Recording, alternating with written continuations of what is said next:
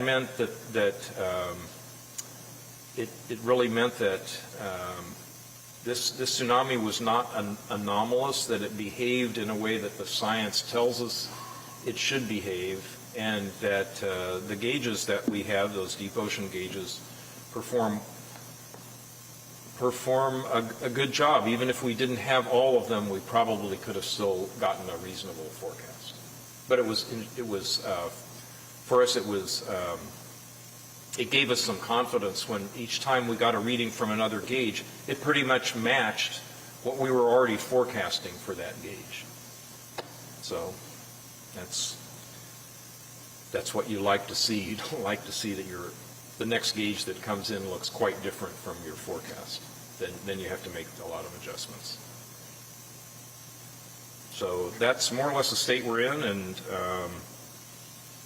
probably, as I mentioned, within the next hour or two, hopefully we can go down to advisory. Will you still be here in the building even if it does get downgraded, or when it does get downgraded? I will probably still be here. Some of our staff will go home, but we're staffed 24/7 anyway, but we'll have a few extra people here because we'll want to keep monitoring the situation. And of course, we still have a response. We'll still be issuing bulletins for probably the next maybe 10 hours, not only for Hawaii, but for the rest of the Pacific, because it's going to probably take another maybe 12 hours before it gets to Chile, which is another place we're issuing information for. So, thank you very much. Thank you. Thank you, Don. Okay. And there you just heard from Dr. Chip McCreary, and seeming relieved, saying that in gauges across Hawaii, based on the data, he feels confident that we have passed the worst part of this tsunami event, and that he feels confident that we are not going to be seeing any impacts bigger than what we've already seen, and they are now in the stage of determining whether to lower and downgrade the tsunami warning. Yeah, very good place to be in right now. You heard the optimism and the positivity coming from Dr. McCreary, as he's just been keeping a very close eye on this. And, you know, they've been exercising the most extreme caution through this event, making sure that, you know, they're seeing the right data on the models here and releasing the information to the public. But yes, based on what they've seen, it appears that they've already recorded the maximum amplitude on the gauges that are out into the open ocean, all these measuring devices here. And they are keeping a close eye, however, still on Hanalei, Haleiwa, Kahului, and Hilo, some of the hot spots we've also been keeping an eye on as well, just to monitor any sort of activity. We did get this video into our newsroom as the update was coming in. This is from the Wainaku area along Hilo Bay in the South Hilo. This is from great photographer Bruce Omori. You can see kind of the water surging in, and then at some point, we were told you're going to be seeing it shift directions out to the other side. So that's the movement right there.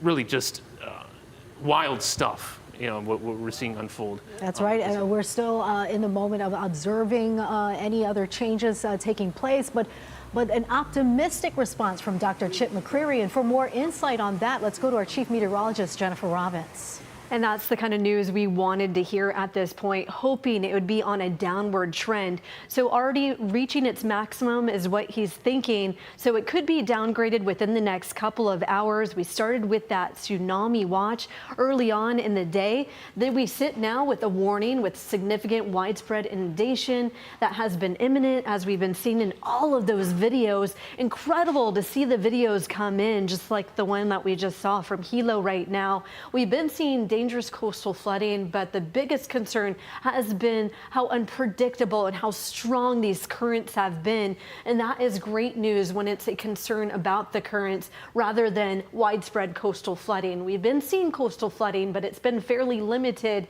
to some of those hot spots like we're talking about.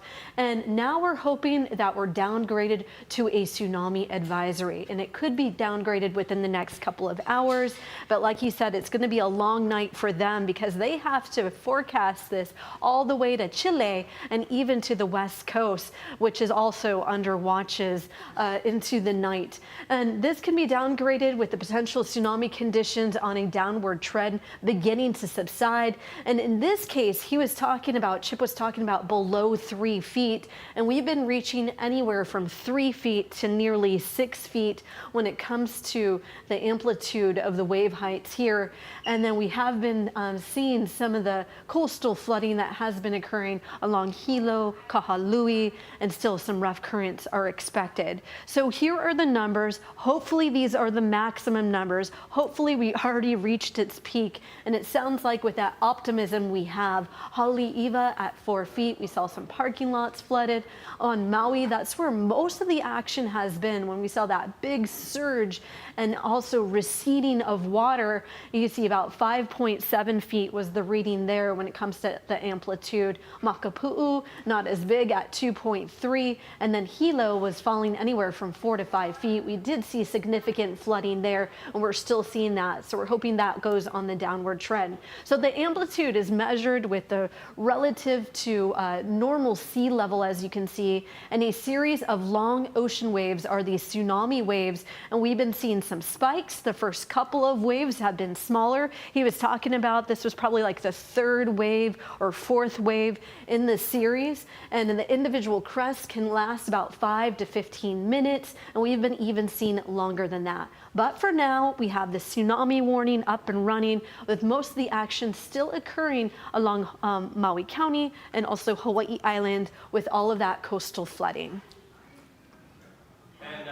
Thank you, Chief Meteorologist Jennifer Robbins. We're gonna, Ben and I are gonna walk through where we're still seeing the warnings and the watches and advisories. Actually, there's no more watches issued from the Pacific Tsunami Warning Center, because I watched, like Jen described just a little while ago, is kind of the preliminary alert that they send out. Yeah, just think of a watch as the heads up. As Yeah. Chip McCreary was saying, if a watch is issued, basically it is something has happened, an earthquake has occurred, we're taking a look, stand by. So that's where we were earlier, and then it turned into an advisory, and then of course we've been in the warning now since about 3:30 this afternoon. Yeah, absolutely. We got that magnitude 8 earthquake happening around 1:30 p.m. Just recounting the timeline again.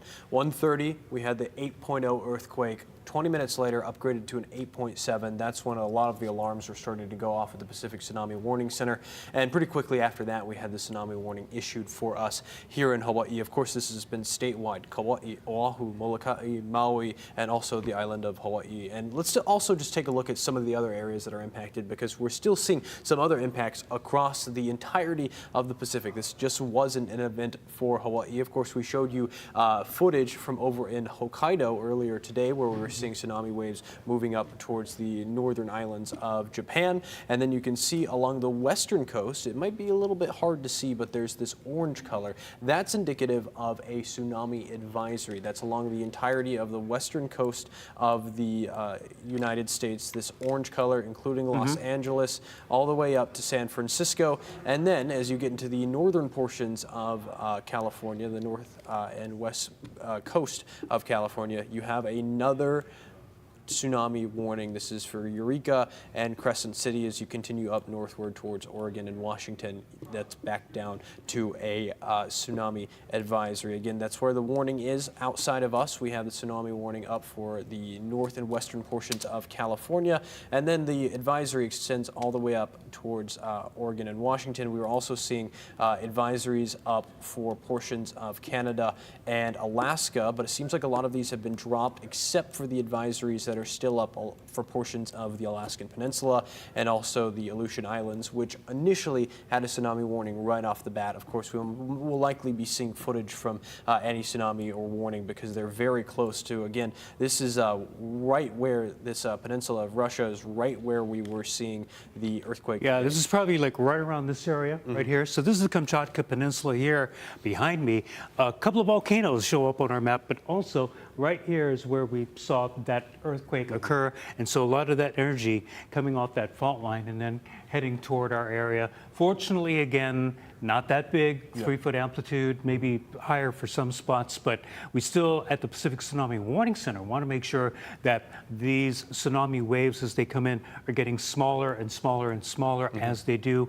Once that happens, we should be able to, or they should be able to downgrade the warning that we're in right now into an advisory. They still want to look at the data. They still want to make sure that the waves are indeed getting smaller as they come across Midway Island, Wake, and other areas that are on the way to the islands before downgrading or canceling. Cancellation's probably not until sometime tomorrow. Yeah, and I believe Chip McCreary did say they were looking for an amplitude far less than 3 feet. And we're going to continue to watch that to see if we see any more big spikes in the buoy. Again, we're still seeing some, there were aftershocks from the earthquake. Not as large as what we were seeing with the original 8.8. Again, it was an 8.0. Upgraded to an 8.7, and then after reevaluation, it was an 8.8. So we're still seeing some energy moving through the water. Of course, we've got a tsunami warning up still right now. We could potentially see a tsunami advisory. Again, that's just not as much of concern as we're going into tomorrow. We could potentially see that. We're just still tracking strong currents and potentially some large waves, but nothing like large inundation. That's just been a review of what we've been seeing out across the entirety of the Pacific Ocean. Lots of other alerts from other tsunami warning centers from other countries, but let's send it back to Mark and Steph at the desk for now. All right, thank you very much, Drew and Ben, for that important update. If you are just joining us now, we want to take the time to recap what has been happening right now. It's been a little more than 3 hours now since the first tsunami waves arrived. Those tsunami waves generated by a powerful earthquake in the eastern coast of Russia, 8.8 magnitude quake. The first arrival of those waves was at around 7:10 this evening in Hanalei, followed by more waves on Oahu at 7:17. And so far, if you've been sticking with us throughout our wall-to-wall live coverage, we've shown you images where what we've seen so far is just a lot of coastal flooding. Yeah, coastal flooding at areas, low-lying areas, the usual hot spots that we're seeing in these types of events, right? In Hilo, Hanalei, Haleiwa, Kahului, some really impressive images. The great thing that we can say, though, while we have seen the flooding, there has been no reports of major destruction from what we've been seeing. From the last update from Chip McCreary at the Pacific Tsunami Warning Center, he said, quote, "We already recorded the maximum amplitude on these gauges. Based on that, we're past the worst part of it, not going to see impacts bigger than we have already seen." So he and the forecasters are in the stage right now of kind of analyzing, seeing what kind of numbers are coming in, where, are they going to be making the decision whether to downgrade from warning level to advisory level. The expectation is that will be coming in within the next hour, potentially 2 hours. He's going to be monitoring this around the clock, but worst part of it seems to be past for the state of Hawaii right now. Right. Emergency responders are still on alert, and so are our crews. We have them fanned out across the islands, and we will expect a live report coming up after this short break. Thank you so much for staying with us. We'll be right back.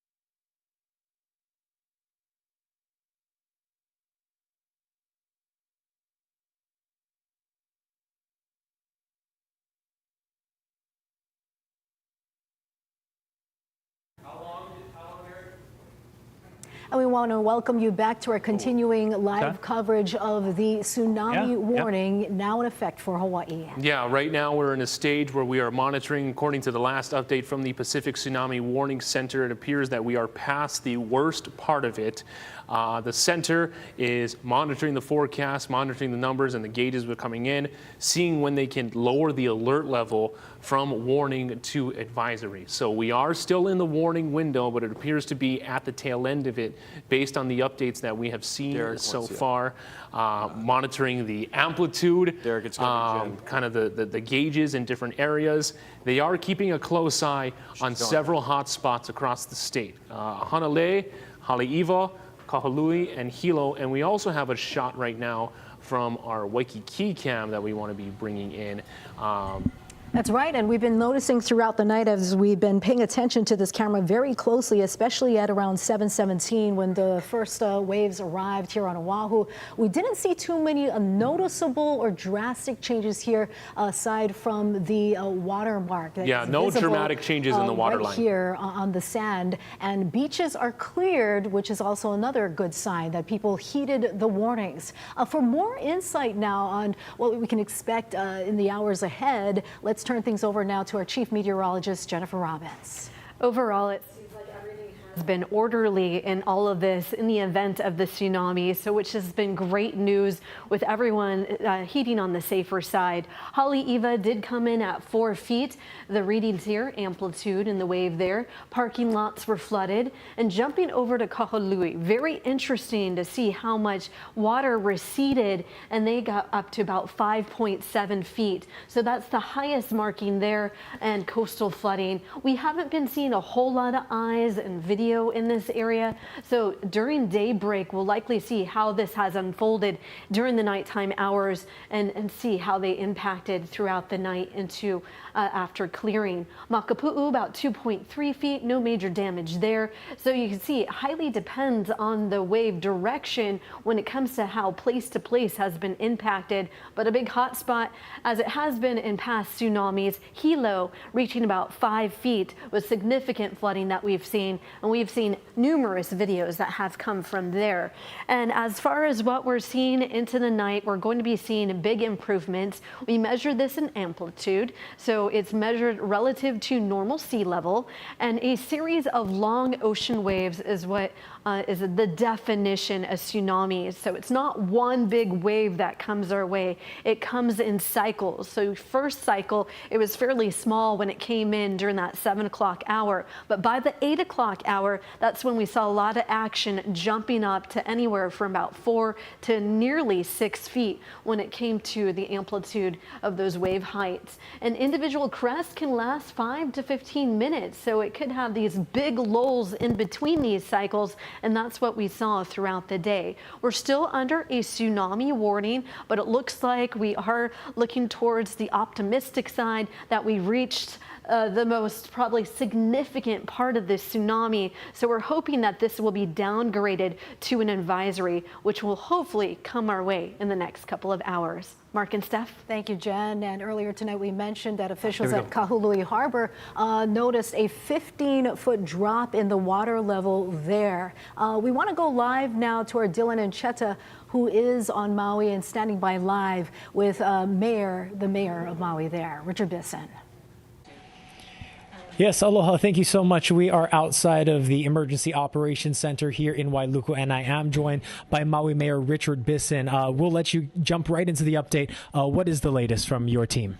Well, as everyone's been reporting, there's been coastal flooding along our shores like they have been in the other counties. Our emergency crews continue to be in our community, out where they need to be. We're still having folks in evacuation centers. We have hundreds and actually thousands of people in some of our evacuation centers all over Maui.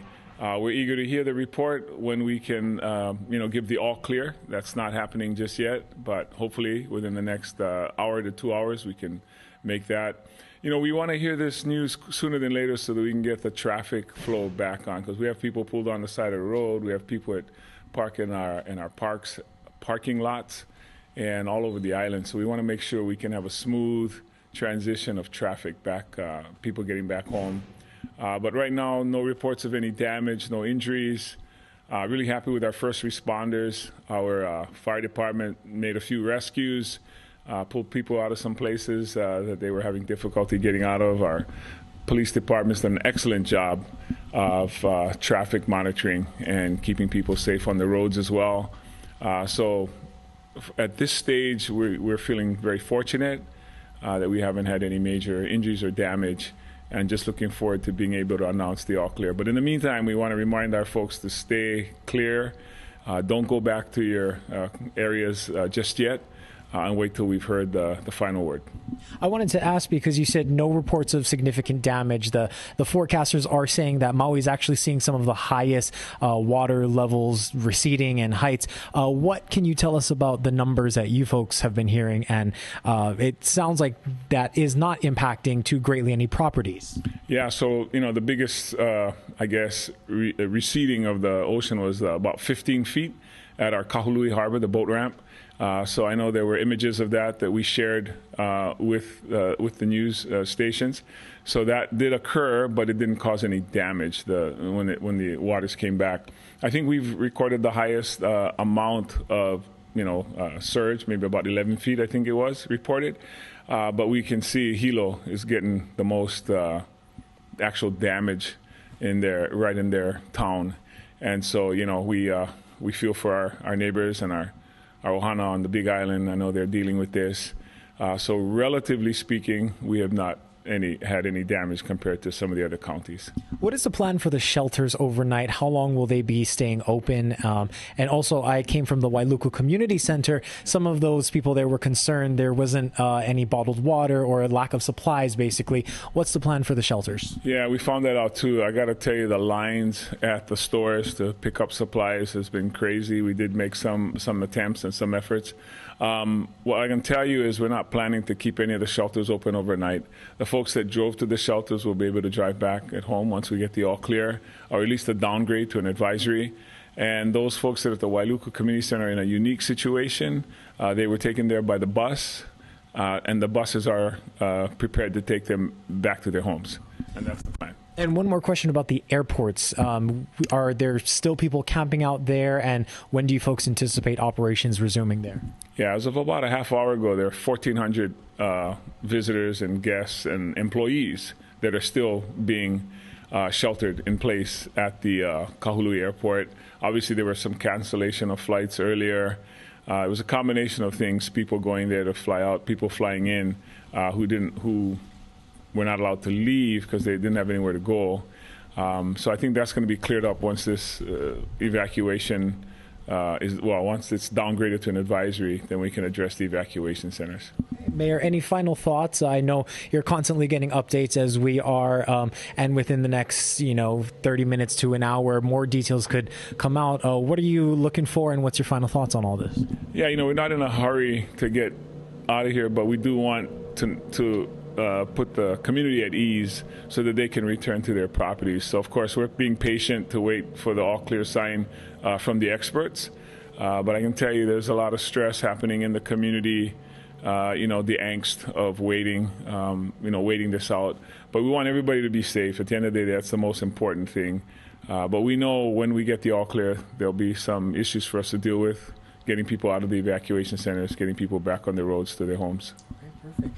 Maui Mayor Richard Bisson, thank you so much. We appreciate the update. Thank you so much. So that is the latest from Wailuku here. Again, Maui Mayor saying that the plans are to close the shelters once it is downgraded to an advisory, and hopefully they can get people back home, back on the road wherever they are going. Live in Wailuku, I'm Dylan Anchata for Hawaii News Now. We'll send things back to you. Thank you very much, Dylan. And that is great to hear from Mayor Bisson. No reports of any major damage as far as he knows so far, and it's the same thing that we're seeing across the island chain with Hilo, unfortunately, though, getting most of the coastal flooding that we're seeing in the video that we showed earlier tonight of the flooding coming up to that Hilo hotel close by to Coconut Island, where we're also seeing flooding in the parking lots. Yeah, Hilo appears to be one of the spots where we're really anticipating what the damage assessment, potential damage assessment will be when the sun rises tomorrow and we have a clearer picture of kind of where the water went, the areas where there was receding and then it really moved in, the dramatic video that we saw from the SCP Hilo Hotel. So a lot of activity there along Banyan Drive. That's one of the spots that the Pacific Tsunami Warning Center is keeping track of, especially when it comes to numbers in those areas.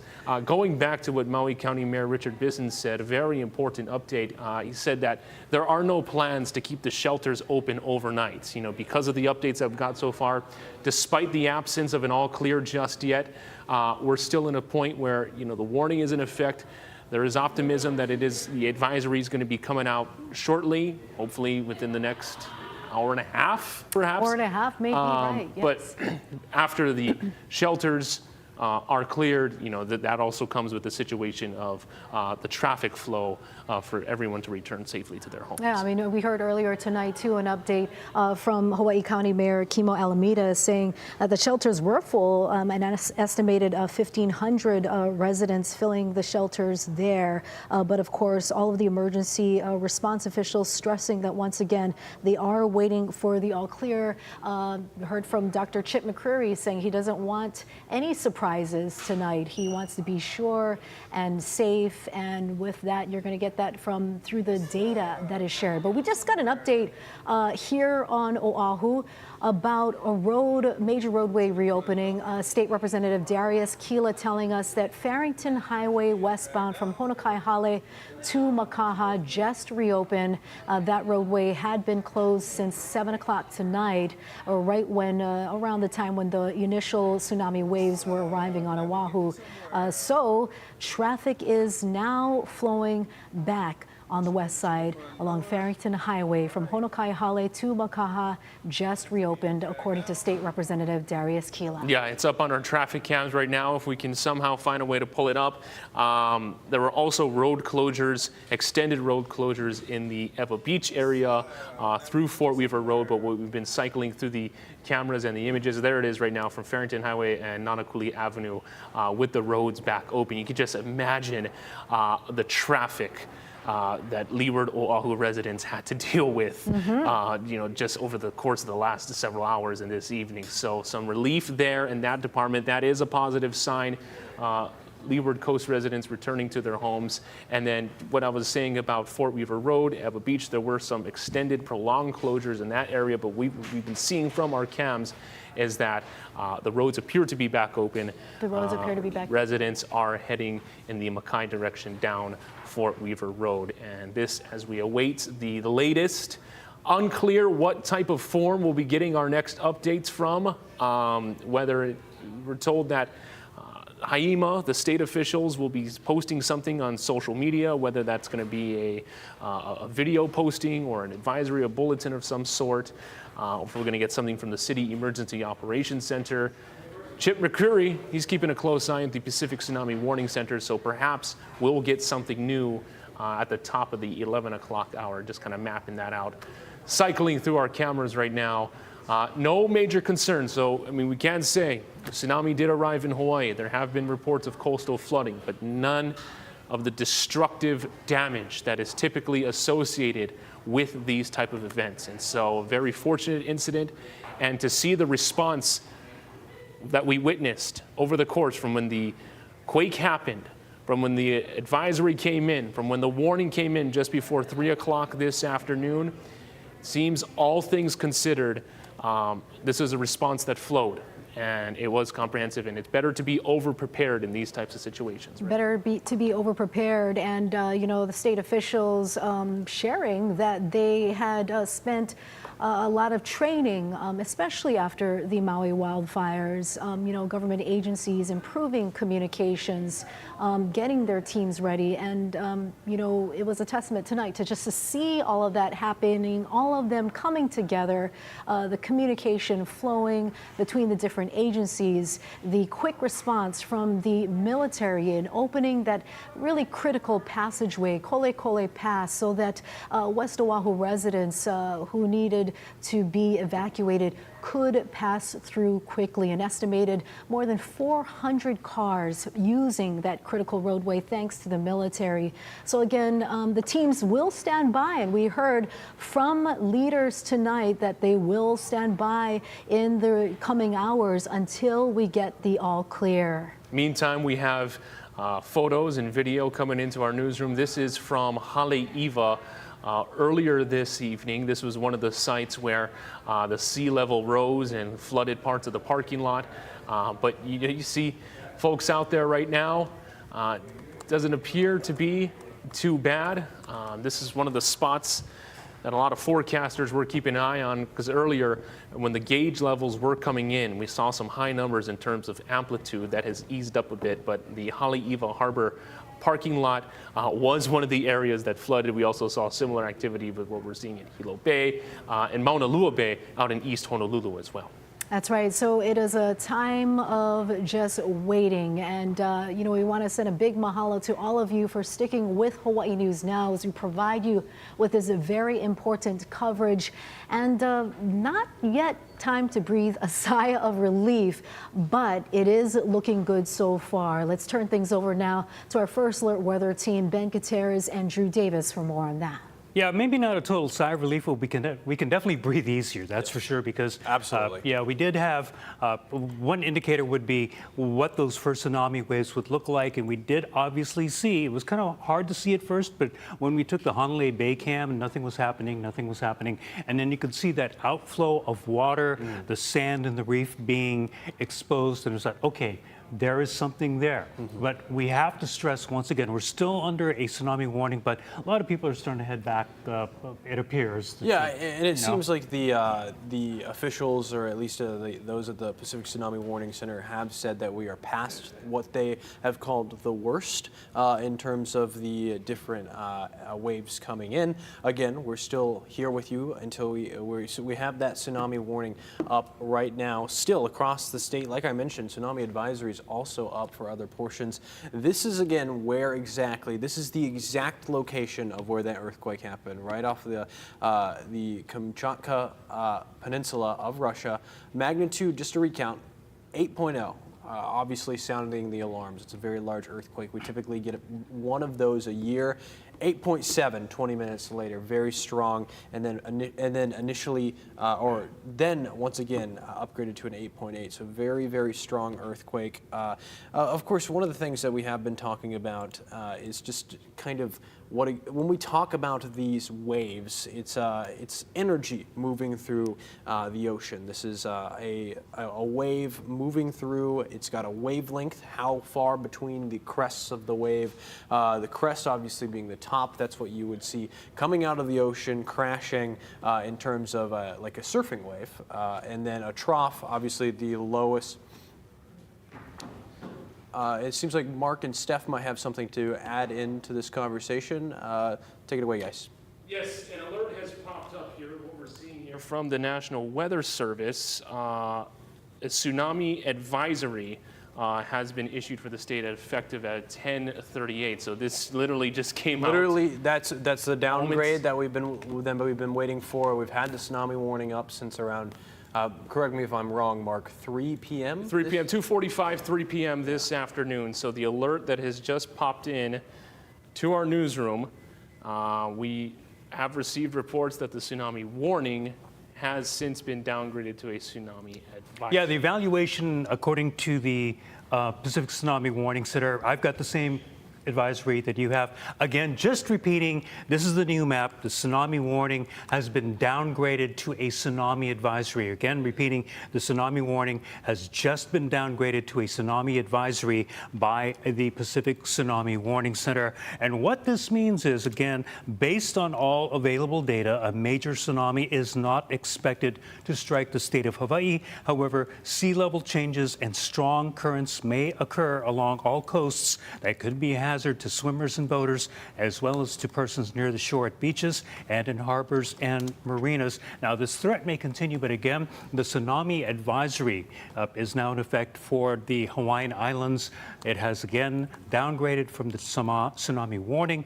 That has been downgraded to a tsunami advisory. Can't repeat that enough because this is what's going to set a couple of things into motion. It is now the decision of the various county agencies, emergency management agencies, to at least allow people in. Maybe they won't do an all clear, but at least can start to lift some of the evacuations that have been made. Some areas have already been reopening in advance of that. We saw Farrington Highway and Nanakuli, Darius Kilo, the state representative in that area, saying the roadway has been reopened. People have been able to go in. Kole Pass is closed. No need to use that anymore for evacuations. Fort Weaver Road, we've been watching Lake Geiger Road, Renton Road. People are heading back to their houses in Ewa Beach. So at this point, looks like not an all clear, nothing inundated, but again, the tsunami advisory it is now in effect downgraded from the tsunami warning, which means a major tsunami is not expected to strike the state of Hawaii, but we could still see sea level changes and strong currents along all coasts that could be a hazard to swimmers and boaters. Don't know why we're seeing that. But this is, what are we looking at right now? That was the initial Hanalei Bay camp. Hanalei It's Bay, very okay. dark now. Oh yeah, It's there hard we to go. see anything. Yeah, Hanalei Bay. The super does say, or the text on the screen does say tsunami warning. Again, this is been downgraded to a tsunami advisory. If we want to bring up again Max 2 or graphics 12, we can walk through again the differences. I do want to just give you another look. We had a watch up initially after that 1:30 p.m. earthquake. This was issued first from the earthquake. It's the initial heads up from the Pacific Tsunami Warning Center is saying they haven't made a decision on if we're going full tsunami warning yet. This is what we saw, and that's what caused us to get on air initially, and also to start our live stream. That's when you're preparing to take action. The advisory is when you could be upgraded from a watch. We skipped the advisory, going straight to a warning from the watch earlier today, causing strong currents out there, and widespread inundation is not expected under an advisory. Of course, warning is when you can see widespread inundation. Again, the evaluation from the Pacific Tsunami Warning Center is that a widespread or destructive tsunami is not expected to strike the state of Hawaii. However, sea level changes and strong currents may occur along all coasts that could be a hazard to swimmers and boaters, as well as to persons near the shore at beaches and in harbors and marinas. Those that may be still out with their boats this evening, it's still a concern. You could still see strong currents, especially if you're trying to make it back to harbor. Again, it is now a tsunami advisory, downgraded from a tsunami warning. Yeah, I know that some of the boats that have been out there all afternoon. We've heard some reports that some of them are starting to run out of fuel. For those that maybe haven't been able to anchor, you're going to have to wait, I think, for the DLNR, for the basically for the harbor masters to make a decision as to whether they're going to allow you to come back into port. They'll make an announcement at some point, hopefully, and allow those vessels to come back in. Also, I think we've got a shot. I don't know if this is available, Derek, but some of the folks at Honolulu Airport, we are looking right now live at Coconut Island. And yeah. And okay, this is a live shot of Coconut Island right now, and we do have police officers who are still at the scene, but earlier the parking lot was completely inundated and flooded. Looks like things have definitely calmed down there right now. So cops are looking for anyone. Right now, it doesn't look like they see anyone except themselves, which is a good thing. Yeah, so that's right. We want to repeat this major breaking news and major development here now. Hawaii is no longer under a tsunami warning. The Pacific Tsunami Warning Center has officially downgraded that tsunami warning to an advisory, which means that based on all data, a major tsunami is not expected to hit the coasts of Hawaii, but as Drew and Ben mentioned, ocean changes and changes in the sea levels are still expected, which could be very hazardous to swimmers and boaters. So I know we have a lot of viewers who have been asking, you know, with this level of optimism out there and this sudden change, is this the all clear? And the answer to that is no. We are still waiting for the official clear and this now is a tsunami advisory in effect for Hawaii. Yeah, now comes the effects afterwards as we anticipate an all clear sometime within the, I see, sometime over the next several hours, but the warning has been downgraded to an advisory, waiting to see if we're going to have an official news conference or an update from Chip McCreary himself at the Pacific Tsunami Warning Center. But with this comes the effects afterwards, hearing reports of some traffic and also hearing of, kind of what happens with flight cancellations because a lot of the airports were impacted. Let's send it over live to our very own Mahealani Richardson, who is live at Honolulu International Airport. Mahea, what are you seeing right now? Aloha, guys. I'm here at Terminal 2 at Honolulu's airport, and we came down here to the airport because we saw huge crowds. Well, it looks like the crowds have died down, massive crowds at Hawaiian Airlines at Terminal 1, and then over at Terminal 2, it's all quiet now. Looks like people are sleeping. And we talked to some of the agents. They said a lot of the people who had gone in earlier, so now it's just kind of a dead zone right now. Earlier this evening, a lot of the flights were canceled because of that tsunami warning. And then when we looked at the board, it just said delay, delay, delay. And so just people waiting around here for their flights. We talked to a family from Kailua Kona who actually came here for the day to go shopping. And then now they're waiting to go on their flight back to on Southwest. And now, look, they're going to stay here overnight. Aloha, thanks for joining us. Tell us your name and why are you sleeping here overnight? My name is Salote Hopanoa, and me and my mom just came to drop off my auntie to the airport, and we wanted to cruise for a little bit. But then we ended up getting stuck because the tsunami warning came, and our flights kept getting changed, and all of a sudden it was canceled.